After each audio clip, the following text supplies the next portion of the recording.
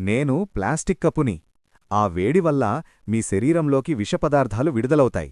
అందుకే గాజు లేదా సిరామిక్ కప్పులో తాగండి. ఇది సురక్షితం. నేను మీ టెఫ్లాన్ ప్యాన్ని. నా మీద గీతలు పడితే వెంటనే నన్ను దూరంగా విసిరేయండి. నిప్పుకు గురైనప్పుడు ఆహారం కింద కనిపించే పొర విషాన్ని విడుదల చేస్తుంది. దానివల్ల లంగ్స్ మరియు హెల్త్కి హార్మ్ఫుల్. నేను చల్లని ఆహారం కోసం మాత్రమే తయారుచేసిన ఫోమ్ ప్లేట్ని. వ్రేడి ఆహారం పెడితే నేను కరిగి క్యాన్సర్ కారక పదార్థాలను విడుదల చేస్తాను. నేను ప్లాస్టిక్ సంచిని. హాట్ ఫుడ్ ప్యాక్ చేస్తే విషపూరిత పదార్థాలు ఆహారాన్ని కలుషితం చేస్తాయి. షాపింగ్కి వెళ్లేటప్పుడు మీ సొంత కంటైనర్ తీసుకురండి. నేను మెలమైన్ ప్లేట్ని.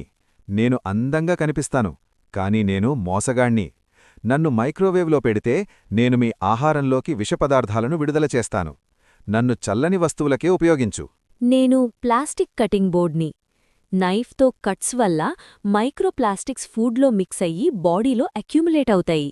నేను మీ పాత వంటగది స్పాంజ్ని. నాలో బ్యాక్టీరియా మిలియన్స్ ఉంటాయి. డిషెస్ క్లీన్ చేస్తున్నట్టు జర్మ్స్ స్ప్రెడ్ చేస్తాను. నెలల తరబడి నన్ను వాడకండి. నేను న్యూస్ ప్రింట్ ఇంక్ని.